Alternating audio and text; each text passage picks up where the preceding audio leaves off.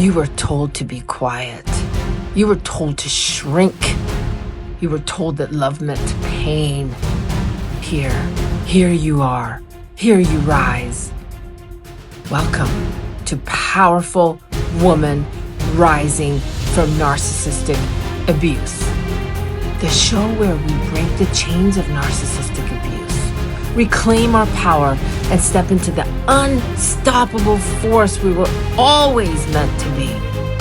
I'm Azadeh, best-selling author, narcissistic abuse educator, and coach to high achievers.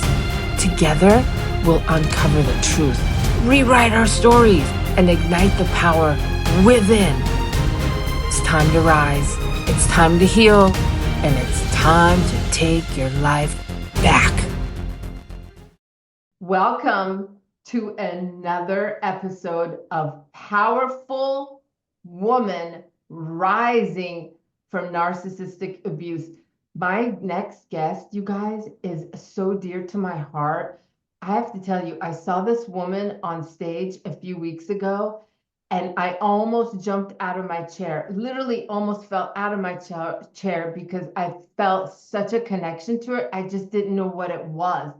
And we are going to dive into what it was. Welcome, Tiffany Batty Assy to the show. I'm very into this intro. I like it. Thank you. You are so welcome. So happy to have you here. We were just talking, you guys, about rage, teenager rage that can manifest and show up in our adulthood. And I just kind of want to start from where we were because it's so good. We're going to go back to when Tiffany was in high school. Okay, you're going to see Tiffany, and you're going to see on her page, she has a thriving business, has made mass amounts of cash. She is beautiful, she's hilarious, and she's super confident. But we're gonna see how how she was in high school. Let's start with there because you already were a money magnet already. Okay, so maybe it wasn't channeled the right way, but you still had the talent and the desire to make money. Let's go back to high school. You had a pager and selling drugs. Go. Let's start from there.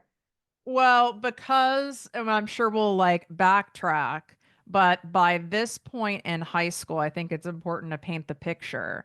Yeah. I was already being pimped out by my mom. So I already had all of that going on that was suppressed. I was in denial. I had to make my own sense of that trauma. So understandably, I had a ton of anger.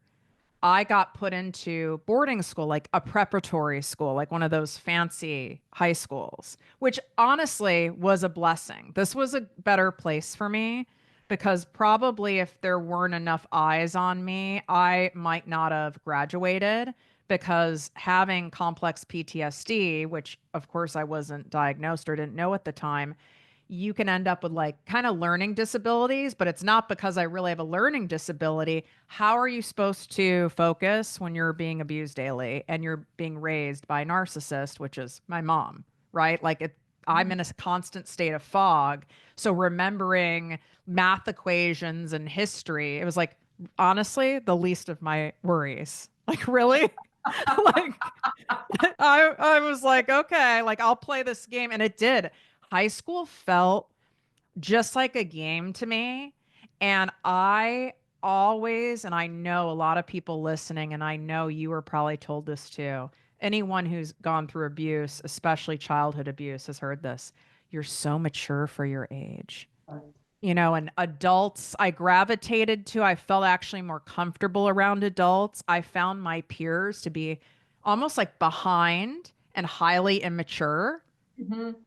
And so my friends would kind of look up to me, like almost like an older sister in a way, because I had lived decades of life by that time because of everything and being groomed and constantly being around adults. So I had all of this anger and I just had this like edge to me. I had my first fake ID at 15. I had clear braces at 15, mind you. Wow. And I was hitting the clubs in Chicago. Yeah.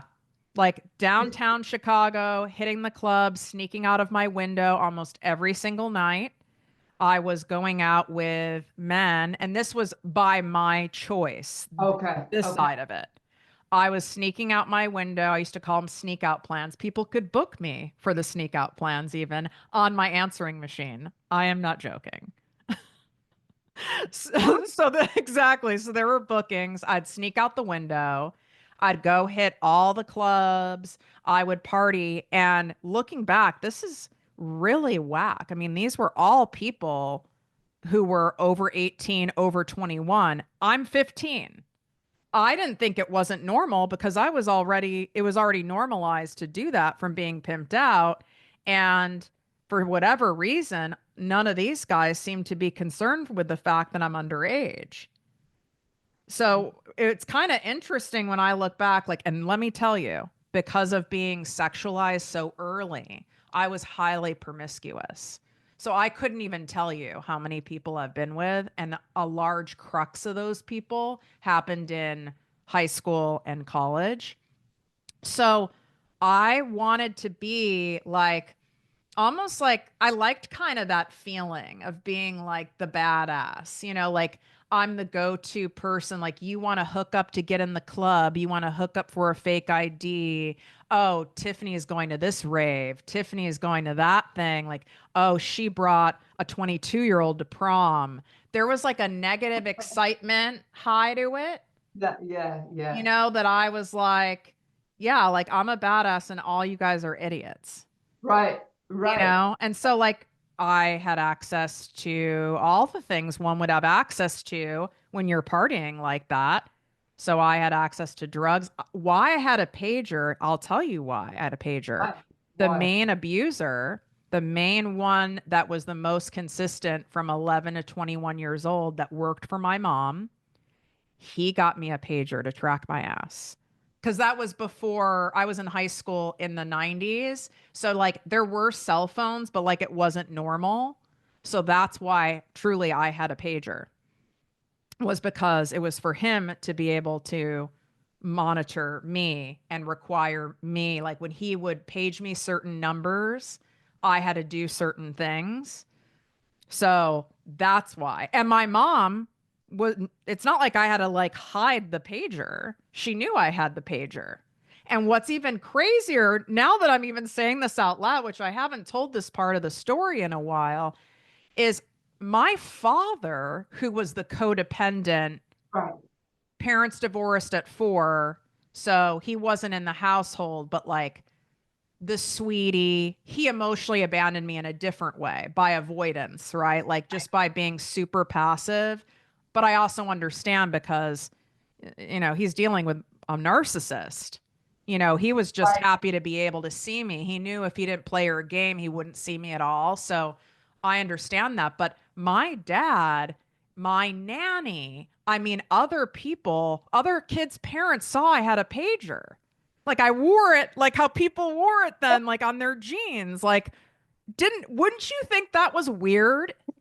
I do, and nobody said anything, and I'm wondering if your mom, as a narcissist, was somehow coercively controlling all of the teachers, mentors, just like your father, because that's what they do when they're that high on the spectrum. They can get Yeah, and she also, in my opinion, obviously you're the expert in this area, when you add money to the equation, and you and I do have that similarity in our story yes, where there was money or a prestigious job title involved.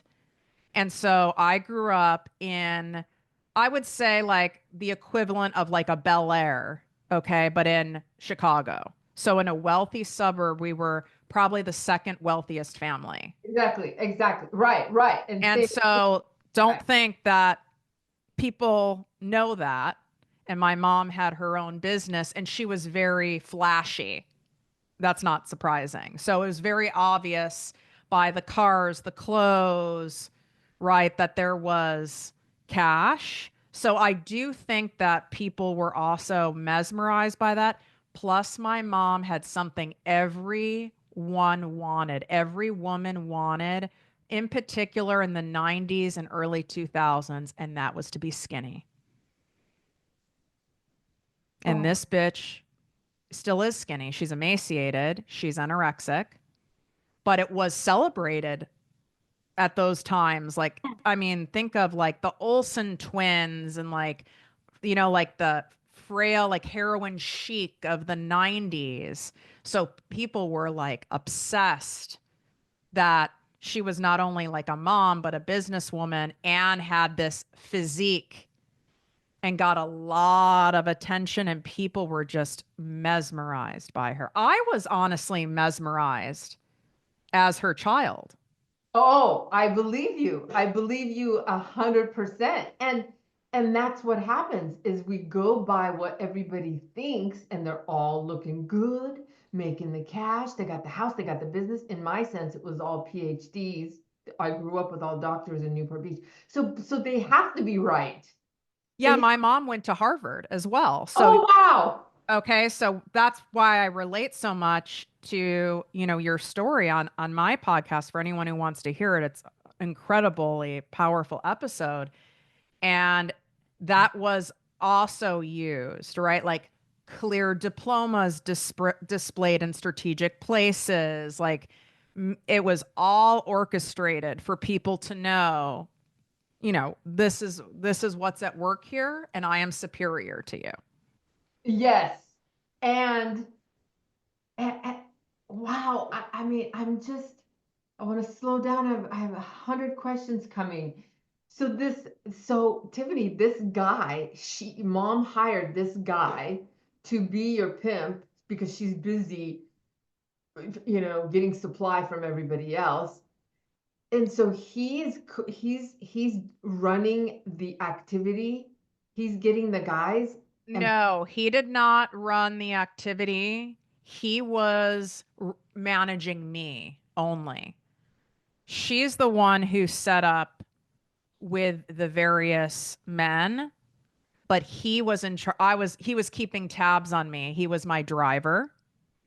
I'm talking to like dance class, to an after school program, like my driver. He was my minder, I guess is a better way to put it, and my primary abuser. So he abused me sexually from the ages of 11 to 21 years old. 21 years old. Yeah, that's the power of being groomed so early, that even though because some people are like, that's the part that shocks people, like, but didn't you know by the time you were even in college or whatever that that was messed up? I was really in a haze of denial, confusion. Who wants to believe that to be the case? At 19, I spoke at his wedding, sang his praises at his wedding, and like felt at the time like I meant it. It wasn't like, oh, I've got to put on a show. Like he really was my main minder. I mean, he bought me it was almost like a boyfriend experience. So, I mean, elaborate gifts, jewelry, designer jeans. He had the most permission of any of the men. So he was taking me out, and I'm telling you, this is happening at fucking 12, 13 years old. I was being taken out to hot spots in Chicago, like a full-on date, ordering alcohol. I'm having alcohol. I mean, and no one batted an eye. And I'm talking, this is multiple nights a week. And I remember at a certain point where I kind of looked around. I don't remember how old I was. I think I was like 13, 14. And I remember kind of looking around because there was a turning point where in the grooming stage where where he installed some fear. I didn't want to hold his hand one day in the car because that's what he wanted from me. It was almost like I'm like a boyfriend girlfriend experience. And I didn't want to hold his hand. And that's when he made it clear like you don't have a choice. Like he grabbed it and like squeezed it like you don't have an option. And I was like, oh shit. And so when we were at this one restaurant, again, another hotspot, I'm talking lines outside. He used my mom's company credit card. My mom bought him a Corvette. So what a couple fellow travelers in my recovery program asked me, which I appreciate them asking. They said, "Do you think your mom was also sleeping with him and had a relationship with him?" And I said, "I do. You do. I do now. Absolutely. I don't think she was just paying him off to be the minder. I'm thinking of is her name Glaswell? With Yes. Oh, with Ernest, with the pedophile island guy. Epstein. Yeah. Epstein, yeah. It's almost like it was the reverse. My mom was like more of the Epstein, and he was in charge of like keeping me in line, keeping tabs on me. And then she paid for a lot of shit for him, to keep him happy. But I do have this feeling in my body that they also had some kind of a relationship because when I did go through, and I'm jumping a little ahead, but when I did go through this incredible free program, thank God, when I started coming out of like denial, I was in like an outpatient program and we had to write like the letter, and I was highly encouraged to read it to my mom and I did, and he still worked for her and she wasn't going to fire him. So how did you get to this place? How did you find this safety place to go to? I had to be God, and I didn't believe in God then because I had thought God forgot about me. I did know there was like an entity. I felt it. Yeah. And Yeah. I would talk to the ceiling and stuff like that. So I did know there was something, but I definitely didn't think it was God. I had no self-worth. So like the confidence people might be seeing or hearing from me today, this is genuine grounded confidence that was hard earned. I had zero self-worth. I just learned how to like mask it and play the part, but it wasn't real, right? And so I became a TV newscaster. So I was being abused while on TV. And then I handled a very severe gang rape case in the state of Washington. And a psychologist I was interviewing as part of the story.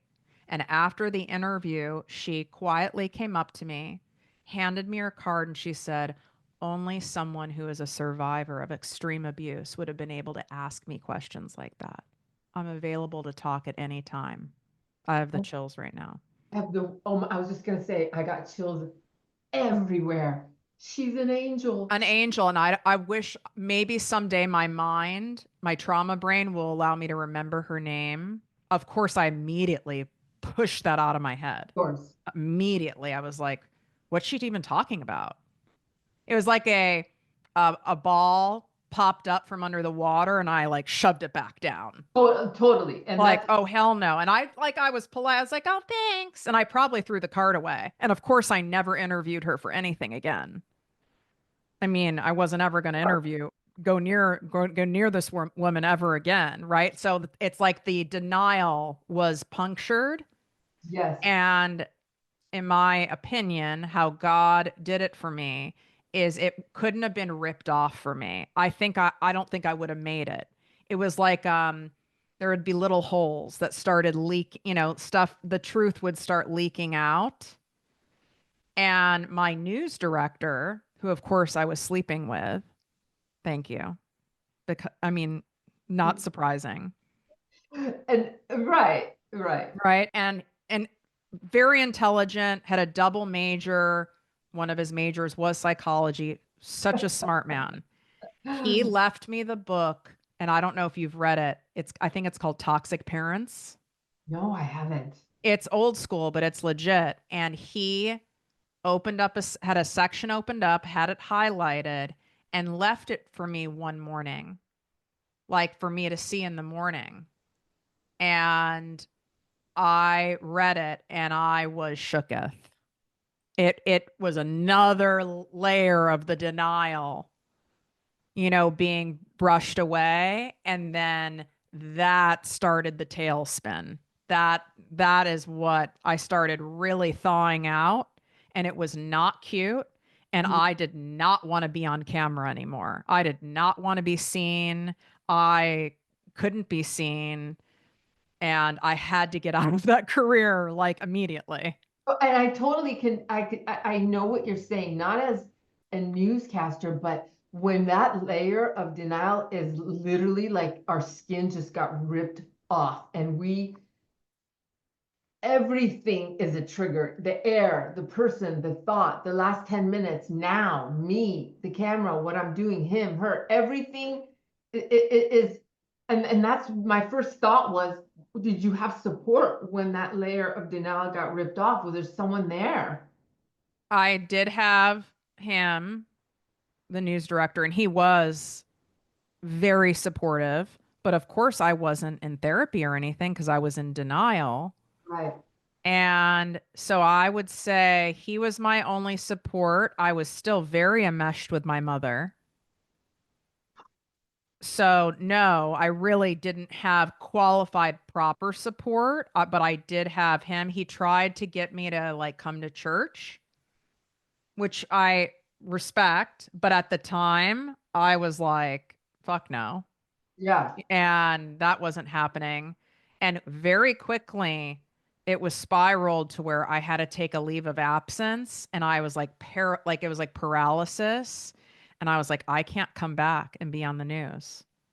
And I had to quit that career because I knew if I did, I could have like publicly blown up my reputation. Like that's what I felt because like you said, my skin was off.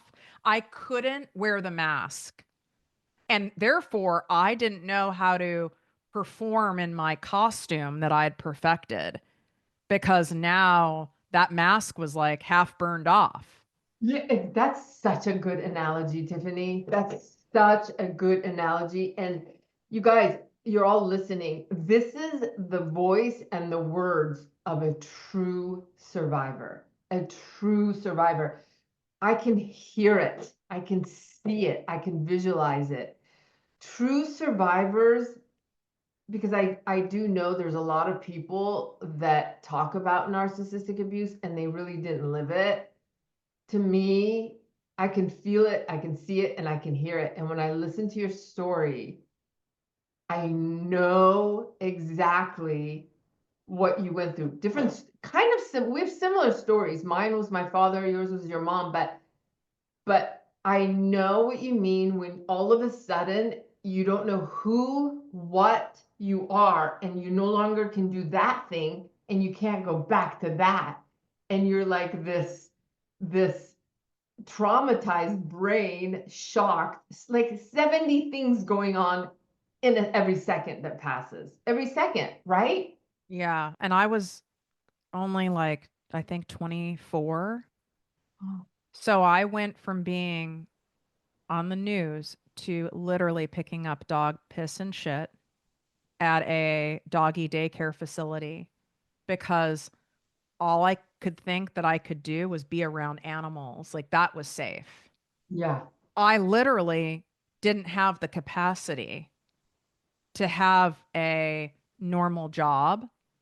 And so I did move back to Los Angeles because I had probably, it wasn't some big network, but enough support from friends from college who live there because I don't have any family. So my mom is my only living relative, and both of my parents are only children. So it's not like I have a sibling or a cousin or something. There's none of that. Like now, because I'm been no contact with my mom, there's no relatives. So my support has to come in the form of people I pay or friends. So I went back to LA, and thankfully, I don't know how I found that program. I genuinely do not know. What a blessing. Yeah. It's the only thing I can say is it's divine intervention. I was in Yes. such a fog that I couldn't even tell you because I don't even remember. But I ended up there, and thank God it was a safe place and it was a closed program. It's not like new people could come in and out. Like, it was an intensive program. There was every form of therapy, that you could imagine. And I was very sick. I mean, that wasn't going to cut it just because I went to outpatient therapy. I mean, that was just the beginning. Right. And they loved you and supported you. And I do believe it's God, because I have that, my stories, like, we don't even know how we got here, but we're here now in a safe house, and everything taken care of, our food, our wants, our needs. And it's like, how did that all just happen? It is divine. I agree. Tiffany, at any time during that therapy in that home, did you ever want to press charges against your mom? Did you ever want to take her to court and do that whole fight? I I did not believe that my mom did the extent of the abuse that she did. So I was not aware that she was a narcissist, because there's a lot more awareness around that now. So I was not aware of that. I did know, I convinced myself that she didn't know what was going on, I which see. doesn't even make sense when you look at the facts. But I did that because who wants to believe that she could do that to me? Because, like most narcissists, she also loved bombed me. So it caused so much confusion. I would get cards that would say, like, you're my precious daughter, my most cherished person. Gifts, like there would, I love you. So it was really very confusing for me.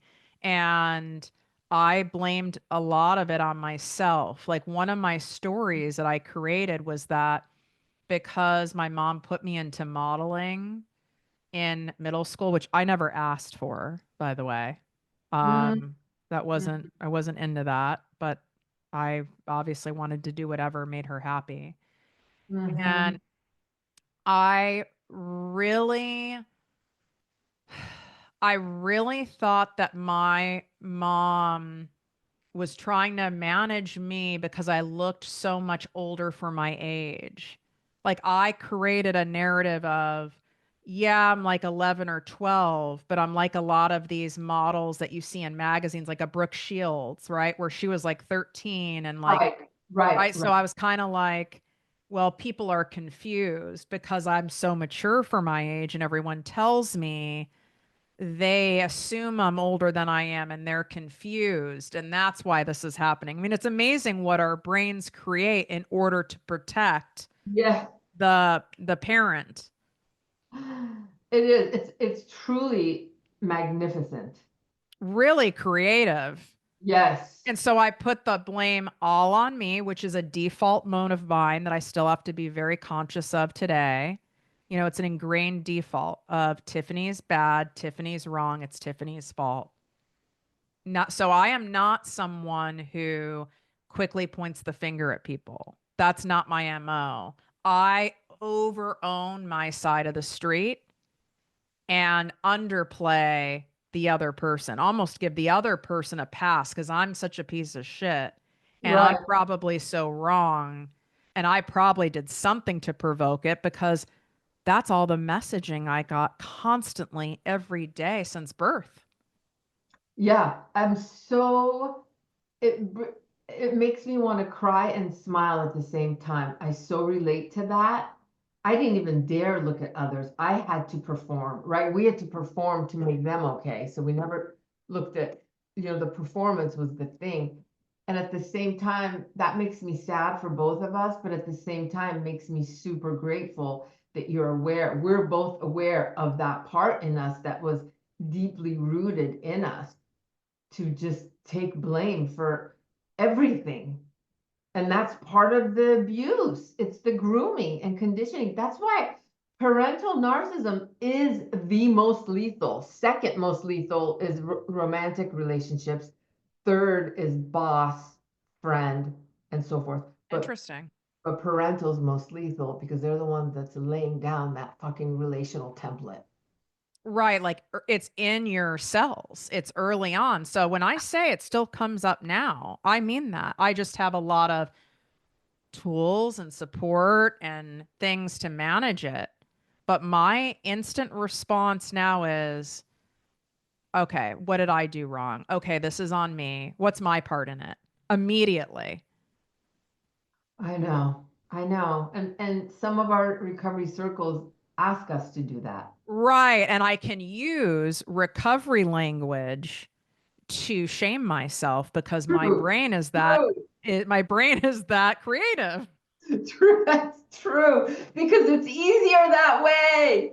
It's faster that way. It keeps the peace that way. I can fix me, but I can't. Exactly. I can control it because it's me, and I can at least have an explanation for it because it's me, instead of, though what's scary for me is, and a lot of people ask me this except fellow survivors. I always know when someone's a survivor, just like that psychologist knew that I was a survivor.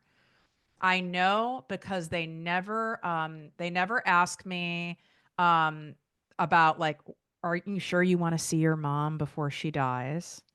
I get a lot of people asking that. A fellow Oh, survivor would never ask me that. no. And they also ask me, like, do you think that she really knew? You know, because people, and I understand, they don't want to believe a mother Mother could do that. or a father, you know, like could actually Right. do this. So then they go into their own denial Right. Right. because it's so uncomfortable, which is why these conversations that we're having, that I love, that you share with the world, there's not enough of them because a lot of people also won't listen to it because You're they it's too much, like sex trafficking. People, like, ah, yeah, right? It's too much. I don't want to hear about it. I can't. That's like a horrible thing to even comprehend. Like they'll watch stuff on drug busts and things like that. But all this other stuff feels so icky and wild and make sense of it. But I spent a lot of my life trying to make sense of why my mom did this. And I got to tell you something.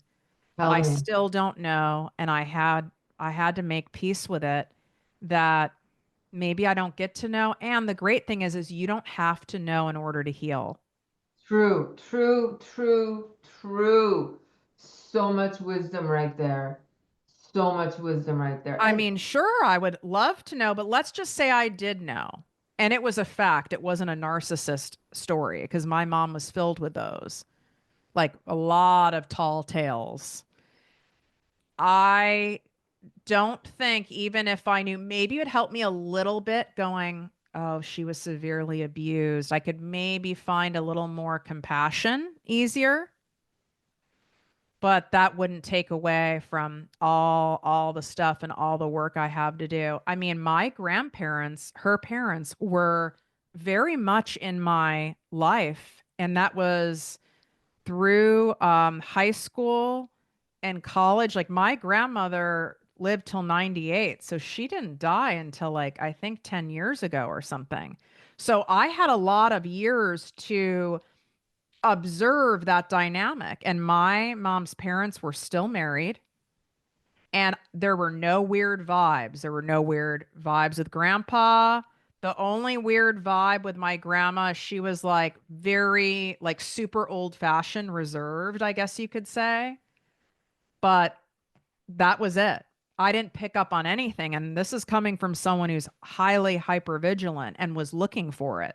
yeah, that's where I was gonna go. And you didn't see anything. So it must Nothing. have passed the generation with your mom's mom and dad, and then she got it. And then she got the the psychopath brain. Yeah, I have no idea. It's proof that it's not just how you grew up. You can actually be born this way, right? Well, so research shows that there can be some genetic, but environmental and parental is really what has the highest influence. So if you have a narcissist parent, chances are you're either codependent or you become a narcissist. Because in that early age, they are taught that if they don't learn to admire and perform, they're not going to get the love they need. And then Well, so I now that you say that, because my mom, when we talk about addictions, this was not a substance addict. Her main addiction was male attention. Her second addiction was the anorexia and getting constant, it was attention, a classic like extreme attention whore. Needed constant external validation. What was so weird is because I couldn't see it in my grandparents and there aren't all these relatives to examine. It's like, how did the hell did she become this way? I was never able to even somewhat put a puzzle piece in it, which did make it harder for me to comprehend. And then what did my big, beautiful brain do? Well, it must be because like she just hated me so much. Like I was so bad. I was so flawed. oh, I know that part. That's a whole nother beast to unravel. And what comes to mind right now as I believe this, I believe that she somehow was either had a babysitter or somebody that she was put in the care of that traumatized her so bad she split. I, it has to be. For And her to be as severe and that addiction, I mean, I know that she slept with one of my high school boyfriends. I mean, it was insatiable. yeah, and really that admiration is supply, is narcissistic. Right, right. And that was her main form of supply. Like she had her own company, so she got supply by having all these employees. And then she would brag, and I would hear her behind the scenes. She purposely hired kind of broken women who didn't have college degrees. And I'm not saying women who don't have college degrees are broken. I'm saying less likely to get certain jobs in the job market at that time. So she would hire, or they're divorced or something, single mom. And so she would hire them, pay them more than they would ever get paid anywhere else because they didn't have like those credentials. And so they would be like beholden to her, love bombed them with bonuses, gifts, parties. And it would be this whole cycle. And then behind the scenes, she would brag, about that. And they were all her puppets. Well, an interesting point is her business for most of my childhood was in the home. It was And run in the home. These employees were in the home. That's how big the house was. I'm talking like 30 wow. people, 50 people in the home. So this abuse was happening where there's no way these people didn't witness stuff, but they're not going to say anything because she's paying them. And truly, how she paid them, honestly, they wouldn't be able to have gone somewhere else and gotten that pay. Oh my God, Tiffany, she's not just a narcissist, she's a malignant narcissist. Have you heard of that before? No. A malignant so narcissism is on a spectrum, right? And some people are toxic and can have a few. Some people are full-blown NPD, narcissistic personality disorder. And then we've got malignant narcissism and psychopaths. And psychopaths is like Hitler. Okay. Okay. She's malignant narcissist where they feel they have to not just have one victim, they have to they have to groom a whole group. Almost like a cult leader type Yes, thing. yes, yes, yes. Like David Koresh is a malignant narcissist. Okay, absolutely. That is how this business was run. And I mean, these people were sucked the fuck in. Wow. And Yeah, then if they disrupted the chain, now that I'm saying this, now I'm like, oh yeah, it is like a cult, like Scientology. it is. They disrupt the chain, even if someone had been with her loyal as fuck, like, 10 years, 15 years, gone in a second, cut off immediately. Just cut off at the knees. They didn't exist. No one is to talk about them again. She did it with my nanny because my nanny was like she hired like a granny nanny, got her the car, the whole deal. And my nanny was the only adult that I'm aware of. There could have been others, but that I knew for sure started speaking up to my mom when I was in high school. She witnessed the main abuser grabbing my ass, like a lot of very handsy. And I knew my granny nanny would really hover a lot when the abuser was around and he hated it. And so he tried to kind of get me to also hate her, like a triangulation thing. But then when my granny nanny said probably enough times to my mom, like, I'm concerned about this, blah, blah, blah, all of a sudden she's gone. She was there since I was a baby. All of a sudden she's gone. She's gone. She's dead now. She's gone. I didn't know when she was dying. I think she died when I was in college or something. My mom was the benefactor. I mean, my mom's the benefactor and executor to so many of these people. That's how in webbed in she is. Not like these people didn't have money. It was more like it was that much enmeshment. They're all codependents. Really, Oh, really fascinating. And so then I had the abandonment wound of these people, the few people that said something, what happened to them. So obviously there was like no one, I knew no one was coming. There was no one that was going to come to stop this. you knew. I knew, and I think that's when the inner teenager, like we talked about at the beginning, that Yeah, I'm at that layer of processing it now in my recovery.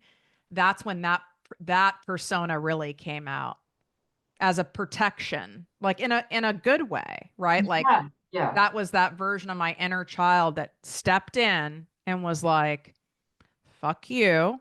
Yep. No one's going to mess with us. We're going to be in charge of people. We're going to sneak out the window. We're going to, I got a job the second, I was like the second I was legally allowed to work, like real work, not the work she was having me do.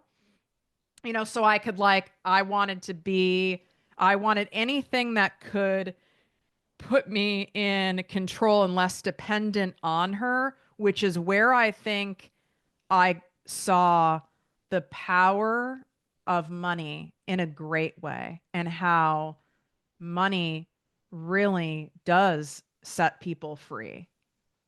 Because when you're enmeshed with someone, you're dependent on them for money. That's why so many people stay. I mean, it gets very Yes, convoluted. So yes. I knew as long as I could make enough money, I could escape her. Because I also had the financial entanglement part too, because that's Yeah. what happens with a lot of families that have money with a narcissist. Now they use that lever. Yes, they do. So what did you do? So did you bad ass? So you realized this at such a young age. And so you what did you do? You started like I worked her. you worked I her? flipped the fucking script. Ah! I worked her. Now it came at a cost because this is very much unrecovered me. But I worked her. I didn't go no contact from her. I don't think it's even been 10 years. I think it's been like 8 years. That Okay. was the most terrifying thing I've ever done in my life. Um I played her game, but I was aware it was a game. I did not know she was a narcissist or how sick she was. I just knew she was fucked up and I didn't like her. Yeah. Yeah. Yeah. So I played the game. I got the grades I needed to get the money. You know, I played the supply game. I gave her the supply. I dissociated from the rest so that I could survive, so that I could go to a great college, so I could have like my needs met. But I knew I was delivering supply and I knew it was a game, but it hit a point in my life where, man, that game got really exhausting.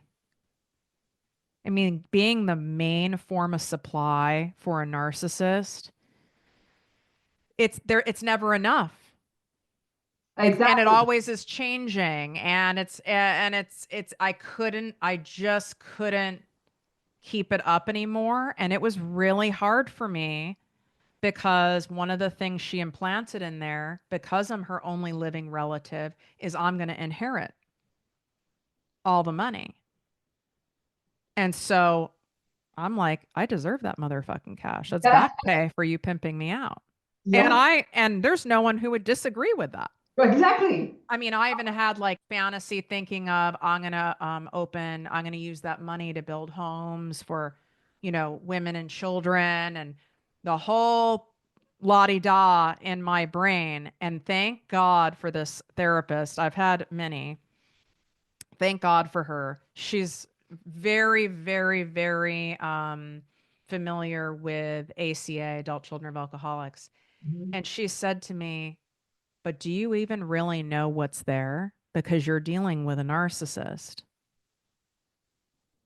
And I'd never thought about that because she lies constantly. And I go, I don't know, but you would think by her lifestyle You that would. there's money there. She goes, but you don't have like an irrevocable trust that you've had looked at by a lawyer or something to see. And I go, no, because of course they would never get that because that's not, they can't dangle the carrot then. If you have something that's locked down, they need to have something they can take away. Exactly. Right. So I wasn't ever going to get that.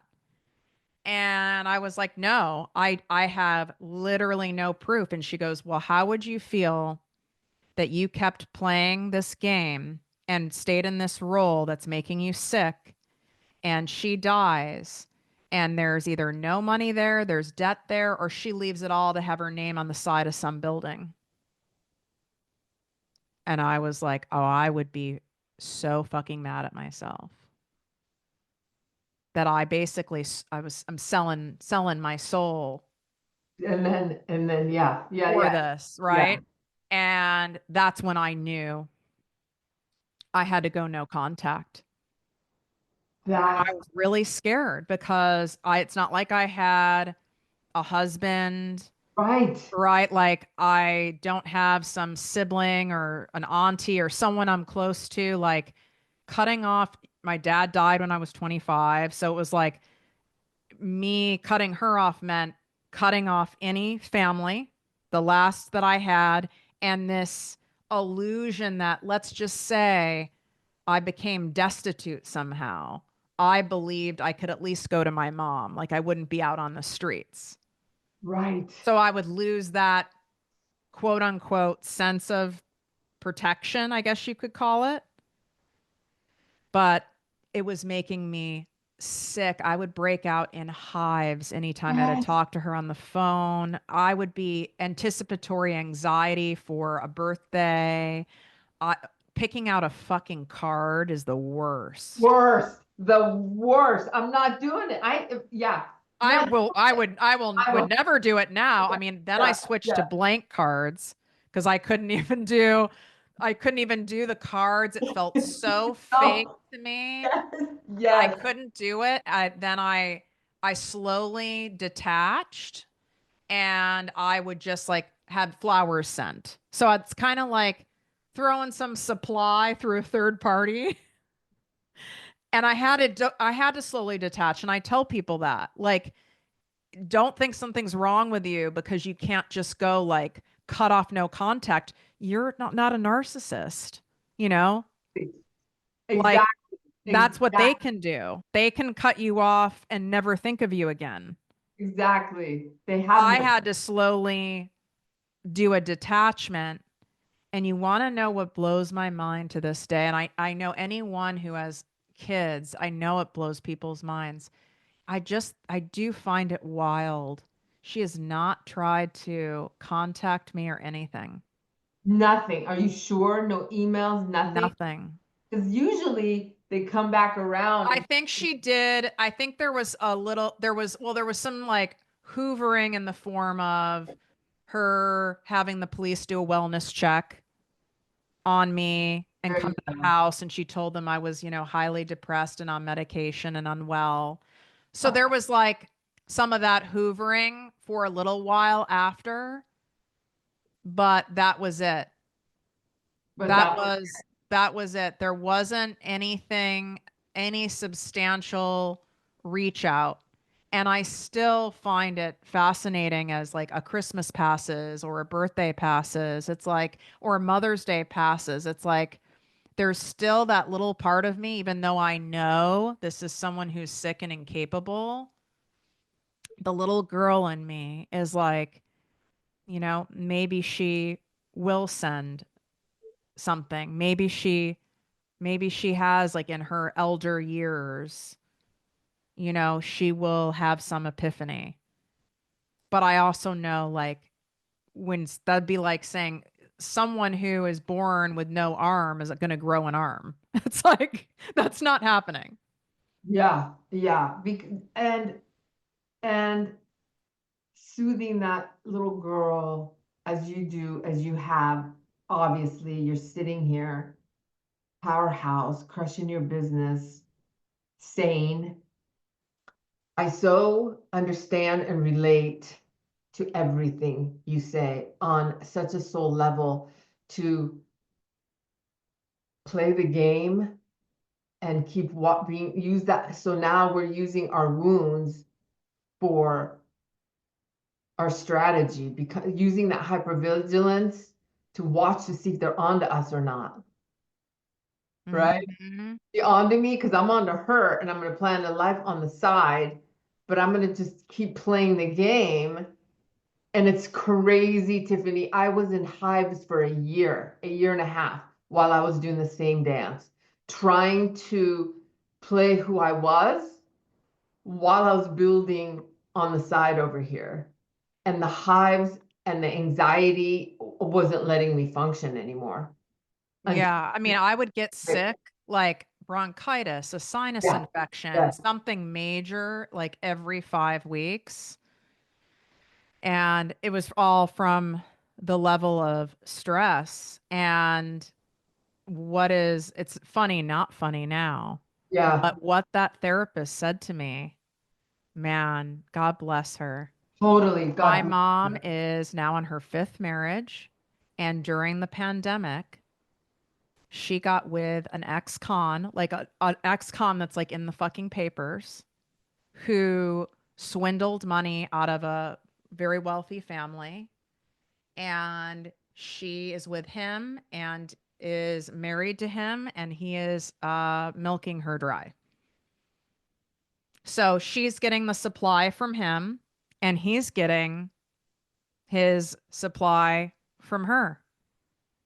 And isn't that interesting that I couldn't have predicted that? That's wild that That, she went that direction, because that even kind of doesn't really track with her outward persona. She liked being with people who had a pedigree, a prestige.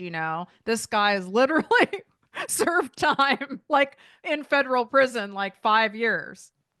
and you know what? I believe you. Like, so she literally, but yeah, it does sound shocking, but at the same time, the more a narcissist ages, they lose the control and the beauty. And so they have to do go to any lengths to get that supply.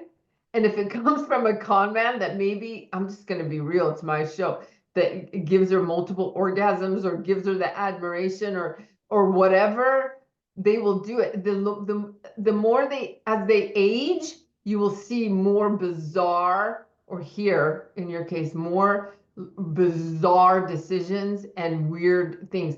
And really, the aging narcissist, that's when really their own narcissism turns on them. Wow. This is Yes. exactly what is happening because truly he's playing her. Yes. She's Yes. actually, I mean, if I find out, I mean, the FBI was involved, it was a whole thing, but they can't do anything until like someone is, physically injured or hurt. If I found out that she quote unquote fell down the stairs, this would not even surprise me. Yeah. Like it's Oh, that kind of a situation. But yeah, it's turned on her. He's he's using her, and like you said, she doesn't have the beauty on her side anymore, or even like the power, of having the business and the yeah. mover and the shaker, and she doesn't have me because I was a bargaining chip with these men too. Yes. Yes. She doesn't have you either. That's been cut off.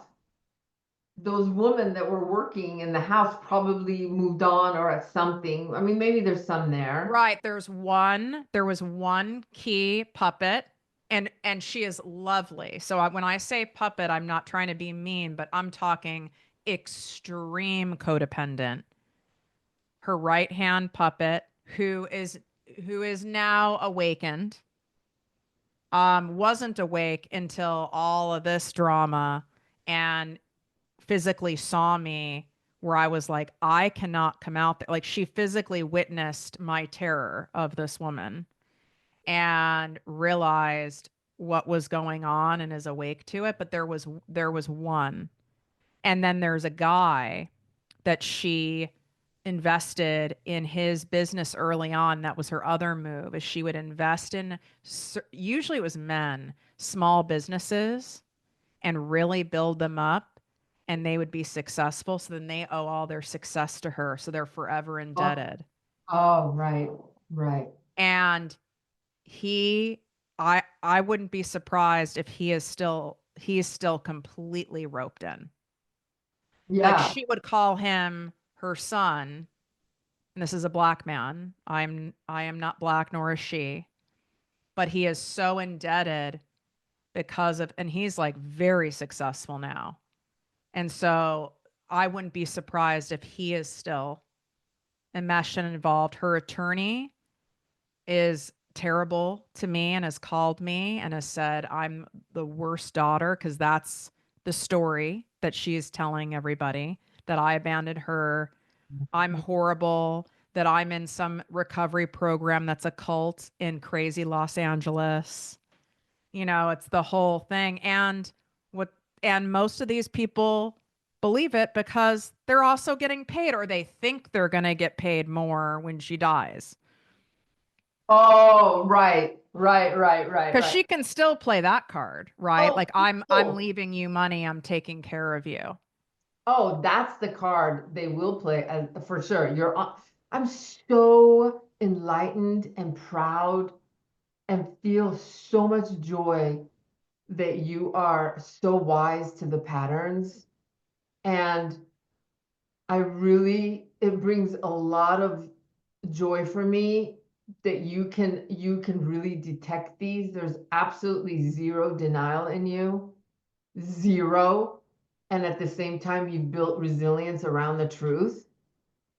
And at the same time, you have an amazing business, crushing your business, speaking, and you don't have a narc, um, you know, living at your house that won't leave and sleeping with your friends or whatever. I couldn't, I wouldn't be alive if I had her in my life. And that's where people, and I know so many people listening get this, where someone goes, well, you should at least be cordial with this person. It's the father of your children, or you should, like they don't get it. No, there's a reason there's a term no contact. My life depends on being no contact because, for me, in my opinion, I am not naive to think, because this was ingrained in my cells, And there is that maternal, right, attachment there that she couldn't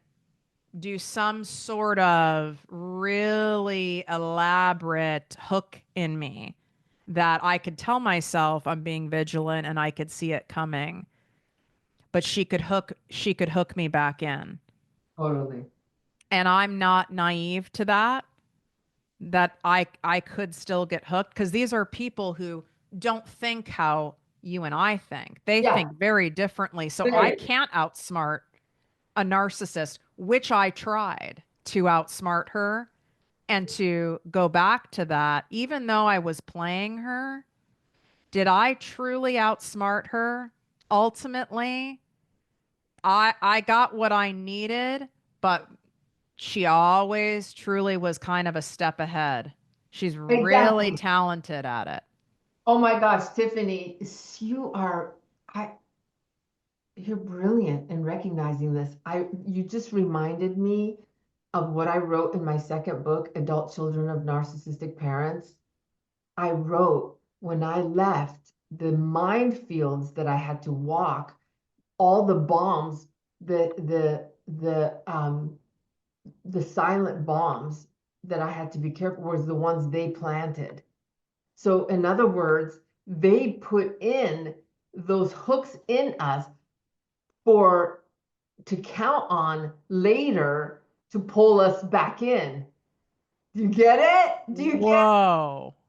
Do you get that though? But you said Whoa. you Yes. get that? So Yes. when we walk now our own life, these bombs that are set on the trail, they put them there. We don't know when we're going to hit one, but and because what it does, it blows up and then it takes us back to them, right?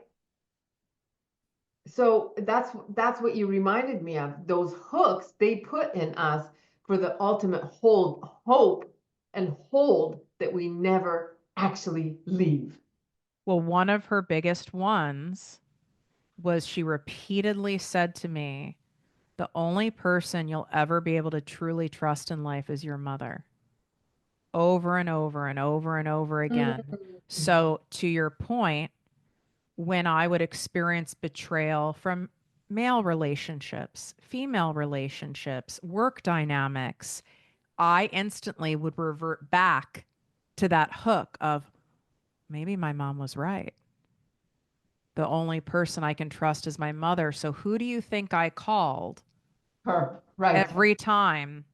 And when do you think she was the nicest and the most loving to me? Is when I called. And then she would reinforce that. I've always told you the only person you can truly count on and trust is your mother. I always have your back. Yeah, that's wild. That's And too, it felt soothing to me when I would yeah, hear that because I was like, well, at least someone has my back. And it kept reinforcing us. We're all going to get let down and betrayed in life. I don't care who you are. true. But it set me back to your point. That was one of her planted hooks that kept me coming back over and over again. This is very awakening for me. Thank you. Oh my God, I'm so happy because you have such an ability and a desire to connect the dots, and that you're a superhero. Seriously, I mean, I'm not love bombing you because I work with so many women that it's mind bending stuff. The denial kicks in and kicks me out, and that's okay. The denial kicks in and kicks me out, but the ability to connect the dots is really our superpower. It really is. And it's not paranoia and it's not crazy. And and who's ever listening, you should only discuss it with people like Tiffany and I, because other people will minimize it, dismiss it, and put confusion back into your thoughts. Yeah, God, they don't get it. Even someone who they could be a psychologist even oh, right. if they aren't trained dealing with this type of personality disorder. Oh, absolutely. In fact, they can hurt us more than help us. Yeah, And because you're thinking, oh, this is a therapist or a yeah, psychiatrist telling me this. yeah, they don't know. I have a degree. They didn't teach me any of this. I had to unpack this shit myself. I have, how many inventories am I going to do on me until I go, maybe it's not me? You know what I'm saying?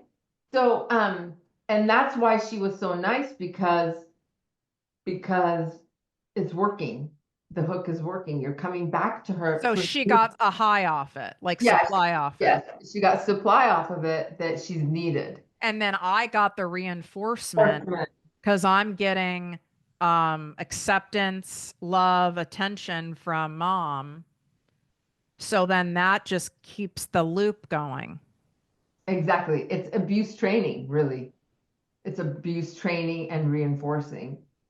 And that's why parental is the number one most lethal.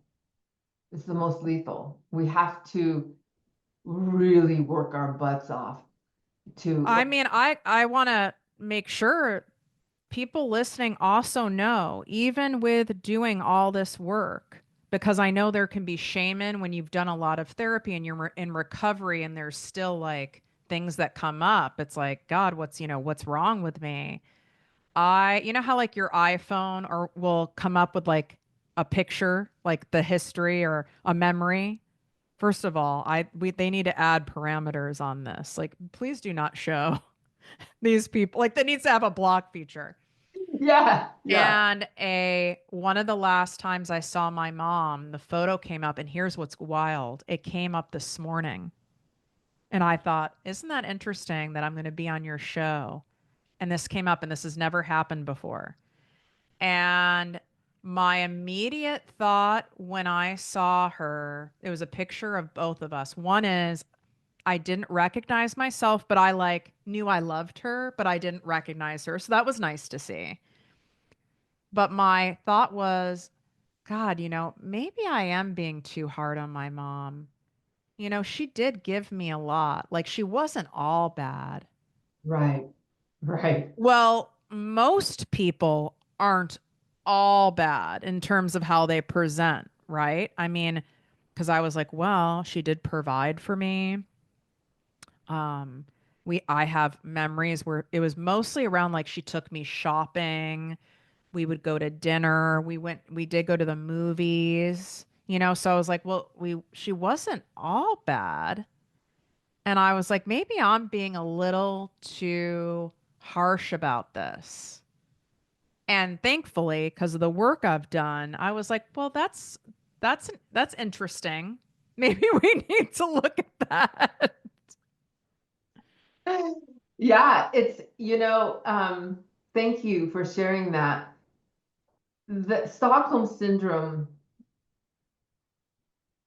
is real, where we, for years, were groomed and trained to have empathy for our abuser. The trauma bond in us will fucking lie to us to reunite. That's the trauma bond. It wants us to reunite with the abuser. Wild, right? Wild, crazy. I, I mean, I can't tell you how common this is because, yeah, she took me shopping. She gave me money. Maybe I got her beautiful face or whatever, all of those things. But here's the how we know the trauma bond is lying is when we look at their fake side as the real side. The real monster is the one that would be willing to. That's the character we need to lean on is the monster that could do this. That they have absolutely no remorse. They can sleep at night. And she's also, let's look at the facts. This is what I do when I get hit with that is I go, okay, that's interesting. I pause and then I go, let's just look at some facts. Fact one, she has Mm-hmm. not tried in any loving form, even if it's a manipulative loving, to even contact me. Fact two, she's telling everyone that I'm a horrific, horrible human, the worst daughter in the world, blah, blah, blah. Like, we can keep going on the facts, Yes. right? Like, would Yes. a loving parent operate that way? Absolutely not. No, they would be pressing charges, hiring attorneys to press charges against whoever touched you. Right. What a loving parent would do. And here's the other piece I want to share. And thank you so much for your story, because we're hitting so many good points. They don't contact us because they can psychically know that we're done. When they think here's what's wild, okay? Here's what's really wild. Spiritually, they can pick up on our energies, just like we can manifest, right? Now, I'm a faith-based woman, so I am connected to the Holy Spirit. The Holy Spirit will tell me, will communicate to me that this is the agenda. This is what they're trying to do. This is what's happening. Or also, they can pick up on my energy if I'm starting to have doubts, or if I'm having to kind of reconsider certain boundaries that I have in place, or maybe I can be flexible. They're dying. My but my boundary is just very limited and clear, right? But I also, so I don't mean to go off on me a little bit, but I also have a badass husband who's been in Al-Anon 25 years, that we talk solutions to death around this, to death, repeatedly, over and over again. So I have that. I have him to hold me up all the time. But for people that are listening that don't have 24/7 support in talking things through, like, you got to write those boundaries and the lies of the trauma bond, like you just did. And that's it. They psychically can pick up that we're done. So that's why they don't come back. So then it's like that form of supply they know is done and dry, so it's not worth their energy. They're And not going to try. then they move on to easier supply. They're not going to work hard for supply. There is a psychic connection that they have in the spiritual realm.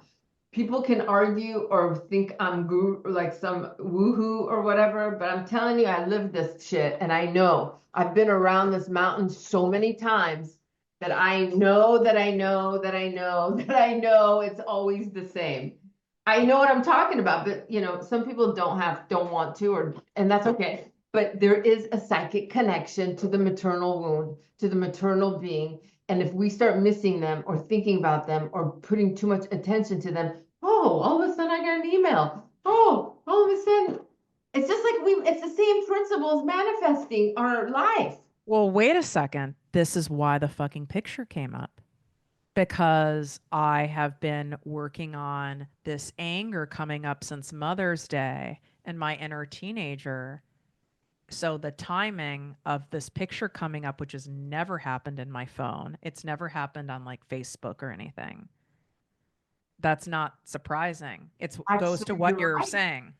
Yeah, it is. You're actually right. There was some emotional empathy or stirring up of possibilities, and then the picture showed up. I believe that. I do. I do too.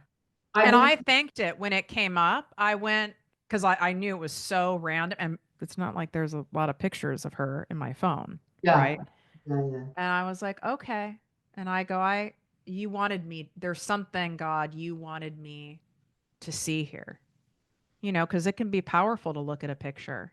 And I think why it wasn't about her, it was that Tiffany sitting next to her I needed to see. And I saw it was like a shell. It'd be like just a shell of me, right? I could see I was just a shell playing the game, right? Like I had compassion for her, but and I sent the picture to a good friend of mine who's trauma informed, which is why it's so important you guys have top tier support in your life.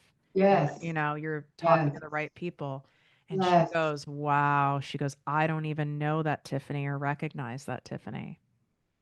She could see it too. Yeah. I know what you're saying. It's almost like our soul is hijacked around them, and we're just in this doomed place. I was in a permanent dissociative state. Yeah, for sure. But also our soul is being drained, being sucked. Even if they're not talking, we are being drained. Yeah, around. like the ultimate energy vampire. Ultimate energy vampire. And it's like night and day. It's not, it really, their whole purpose is to have control over all of you, everything about you, thoughts, emotions, everything. So when around them, we're literally like just getting drained and really don't have the energy to be ourselves. It's just wild. And But the cost of staying and hooking in, I promise you, far outweighs what's waiting for you on the other side. I wouldn't have my podcast. I wouldn't have this platform. You and I wouldn't be talking. I wouldn't have the beautiful homes I have and be able to travel. I wouldn't be able to have, the few close personal relationships I have. I wouldn't be alive. you wouldn't be alive. Truly, I would definitely not be alive. I wouldn't have God. Right. I mean, there's so many things, but I'm also aware of how absolutely gut-wrenching terrifying it is to go with no contact. Oh, and it is. It's so statistically, women in romantic relationships try 7 times before they actually make it. I believe it. And parental statistically is 25 attempts to more. Wow. I probably went, I couldn't even count, maybe even hundreds. Maybe even hundreds. Yeah, that's the crazy number. 25 is minimum attempts to leave the That's parent. really validating. Because I definitely had put a lot of self-judgment and blame. Like, what is my problem? Like, how sadistic am I that I would be willing to like put up with this and keep going back? Of course, I put it on me. Yeah, And what really changed, which is thank God people like you do this work and write these books, until I really understood this narcissistic personality disorder. I mean, that's what really was one of the big catalysts for me being able to have acceptance of this person is not going to change. This is who they are. They're like therapists won't even treat, right? Won't even treat most narcissists. Isn't yeah, that no. true? Yeah, well, the ones that are not versed in these dynamics try and then they get derailed. I mean, I've had narcissists come into my couples counseling and yeah, if you're not versed, you start here's what's sad. They start managing the victim's reactivity, the reactive abuse. They start trying to manage that, which is so hurtful what they're doing when that rage is really saying I've been hurt and abused. They try and shut that down and they don't know. Phew, woo! I didn't see Bless it you. coming. Thank you. But that's what they do is yes, no. So, but aging narcissists is really important too, that I want to talk about because it looks different. It looks very different as they're aging because they do turn on themselves and they become more like covert narcissists because they don't have the energy and the power and the stamina to go fight. So now they're aging and they can't move and it's literally 24/7 victim and that's how they get their supply. So they will hurt themselves. They will, like you said, fall down the stairs, but you were saying it with the guy, but she could just throw her I've seen it. They will jump in front of cars just because without the supply, the mask slips and they're all of the harm and the evil in them is exposed and Meaning when you say expose, meaning they have momentary conscious awareness of how evil they are. the exposure, not so much awareness, more of a self attack on themselves. Does that make sense? Like they don't get a self reflection. They get they get the evil, the personality turns on them. So they, in order for themselves to survive, they have to find means to get supply. And in order to get supply, they have to become a victim now because they can't run the game like they used to. I mean, this is dead ass spot on. What she does is there's a certain height to weight ratio that you have to stay out of as an anorexic to stay out of the hospital. Oh, So wow. she will stop eating, right? To where she's so skinny, she's going to have to go into the hospital and then gets all this attention of everyone trying to get her to eat. So everything you're saying is even her, quite frankly, picking this ex-con. That's Yes. even a form of getting attention. And she can be the ultimate victim. In She can be, fact, yes, she can die now the ultimate victim. the ultimate victim. And That, I'm being positioned as the perpetrator. yes, So her only child, yes. she is a victim of. Wow, that's and she didn't do the victimy thing as nowhere near as much in her younger years. This is the main thing, the main move now, as far as what I understand. Yeah, yeah, this is the move. This and the victim. And don't be surprised if she, well, you're not in contact, but I wouldn't be surprised if there's attempts of rescuing. Like this guy was a rescue. See, they never show up as abuse. They show up as a victim or a hero. So this con guy could very, I mean, here's what it sounds like. She's rescuing him. Oh, absolutely. And in her mind and what she tells people of, when she was contacted, well, everyone can be rehabilitated and someone has to give them a second chance. Oh, there you go. Right? So there's the rescuing. There's the rescuing and then the victimhood from her anorexia. I see it. I see it all the time. It's like, Wow, I never thought about how it shifts when you lose when you lose some assets as we age of external beauty, your energy, even your mental like sharpness. yeah, and stamina, the stamina to fight and go after, be a go-getter and make money and be, entrepreneur. All of that is done because you don't have it anymore. So now you got to shift. I'm telling you, the aging narcissist is dark. I'm watching it. I'm watching it. It's dark. It's oozing in victimhood and self-pity and the poor me is so exaggerated and most people it's so thick that most people just run to what's wrong. So they're always in this state of depression, loneliness, sad. They'll cry. Oh, don't think for a second they can cry.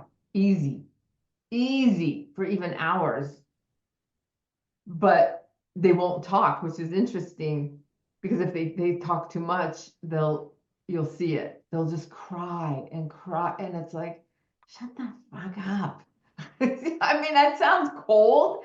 Not to me, it doesn't No, sound cold. right. Well, it's just like you're the victim. Look Yeah, at what you've done. Look at what you've done, and the audacity of the expectation of the people who were their targets to now automatically be there for them yeah, at this older age yeah, is also wild.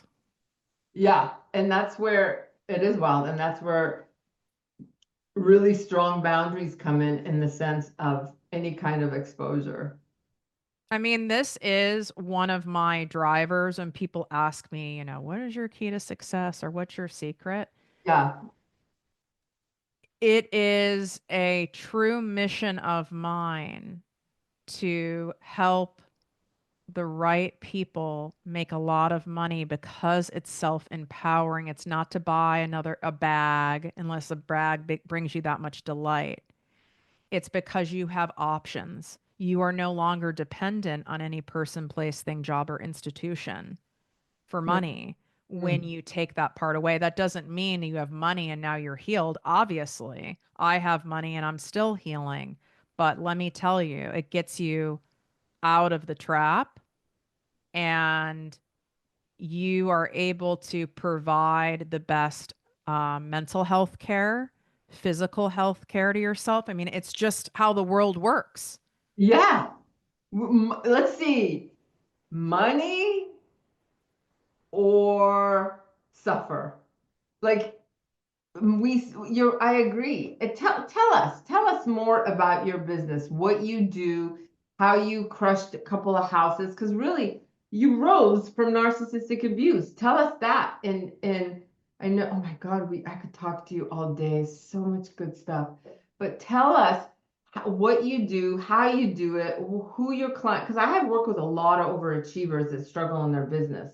So I do a lot of the healing Well, part. that's why they're also struggling. And I used to be that person, is the overachieving workaholic, because that's what I was conditioned, Yeah. to always be doing.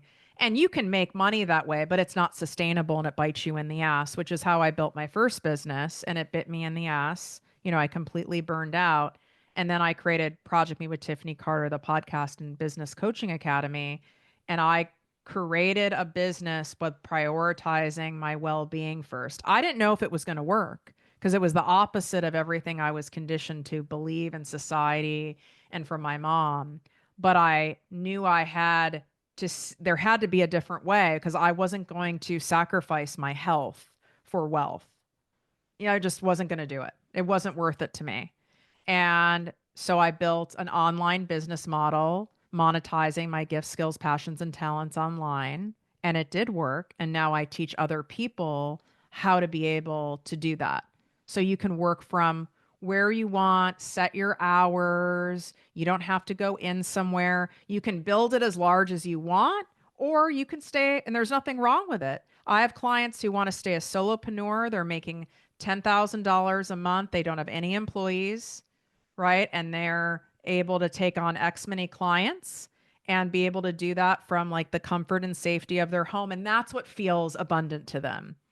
It's all different. And then I have clients who are in the eight figures, and that's what feels abundant to them. And they want to have employees and systems and all these things. So we get our power back. We get to actually design something that enhances our lives and works for us, while we get paid a shit ton of money doing it. I also believe in the divine of, you've been given certain gifts. I've been given certain gifts. Everyone listening has been given certain gifts for a bigger purpose. That doesn't mean we have to monetize all of our gifts, but you are meant to do something bigger with them. And I know that anyone who has that deeper feeling of, yeah, I know I'm meant to do more and I'm not doing it, that's your calling. It's because you're meant to. Otherwise, you wouldn't have that thought. I had the same thought too. Like, there's Right. got to be more here I'm Right. supposed to be doing. Trust that, and start by listening to my podcast. I mean, it's free. I don't gatekeep. I really share the sauce on there. Like, you could study all my episodes and build it yourself if you want. Seriously. But when you get new clients that come to you and go, Tiffany, I have that calling. I want to do more. I know I'm called to do more. Help me. What does it look like to coach with you for your business? Well, it depends on where they're at and what container of mine is best for them. In terms of like working with me at my highest level privately, I only take 4 private clients at a time now. So I have various group coaching programs. I have a membership. So what it looks like is getting very clear on what it is that we want to monetize and who it is that you want to serve, and all roads lead and stem from that person. But I'm action based. There's not fluff. We're going right to action and execution, because this is business and that's how you're going to make profits. So you don't need to read another book and need to like think about it more and try to figure it out. What you need to do is fucking execute the thing. And I know it's scary, and everyone's shit comes up. All people's fears of being seen, the money shit all comes up. So all of my programs, we work with both simultaneously. We're doing actual practical strategic business while managing all the wildness of the mind that comes up around money, around what are they going to think. I mean, I can't tell you how many people will say to me, I think maybe I'm a narcissist. I go, I promise you, you're not, but they feel that way because they're actually doing something for themselves for once. I know. I know. Oh my God. So, Tiffany, tell us, I love what you're doing for business. It's really interesting. We also, I believe, share that mission and that passion to make money. And it's not that it's our God. God never said, don't be successful. He just said, don't make it your God. He never said, don't look cute and dress adorable. He just said, don't make it your God. He never said, marry someone that's not attractive or you don't like or that you should. He never said any of that. God never, he asked one person in the Bible to give away everything, not all of us. He asked one. And the more we make, the good people, the more we make, the more people we help. Exactly. Exactly. I'm all about crushing it and making money and helping others at the same time. I'm all about it. So your podcast, which I had the honor to be on a few weeks ago, tell us, where's your podcast at? It's ProjectME, one word, with Tiffany Carter. You can Google it. It's on everywhere: Amazon Music, Apple Podcasts, Spotify, YouTube. It's a top 5 show in 57 countries. And you're going to see a mix of like straight up money business, but also you will hear a lot of trauma informed, deeper type mindset stuff, not the fluff that you hear from a lot of the maybe more well-known people out there who kind of keep it surfacey. And there's nothing wrong with that. My shit just goes like 5 levels deeper than that. So if you prefer that and you don't really want any more of the fluff, like I'm not a gateway, right? Like I'm for the people who've already like been through some shit In their business, like in their business and in life. and in life. So they come to you, oh, Tiffany, I tried this and executed and it didn't stick. I tried this and executed, it didn't stick. Do you have the answers for that person? That is what I specialize in, is seeing what the holes are in the business strategically, but also the holes that are going on mentally and energetically, because they're all of it's involved. I love this. Oh my God. I could use this. I could use these services. Who else couldn't use these services? I mean, we are social media. It's no longer about just selfies with you and your sissies, but it's about, or your besties. It's now about a competitive world to get yourself out there. I mean, I've only been on social media 2.5 years, for 2 years for business. Not even, maybe around there. Good for you. I know, and it's crazy. It's a racket out there. It's a racket, and my assistant Sarah, she's listening. She calls it the narcissist Disneyland because it's crazy out there. Think of the endless supply some of these people are getting. Oh my God, it's unbelievable. The love bombing and that and all of this, like, I'm seeing so much craziness. Oh my God. But oh my God, Tiffany, you're a jewel in this world, a rare one. You're a rare one. I'm so grateful to have met you. I'm so grateful God brought us together. It's just, you said it, like attract likes. And I've been thinking about that because it really hit home for me. I heard it from you in a different way. You know how that happens sometimes? Yeah. And I had to show up as truly me for that to work. And you had to show up as truly you for that to work. Yeah, for sure. So grateful to have you. Oh my gosh.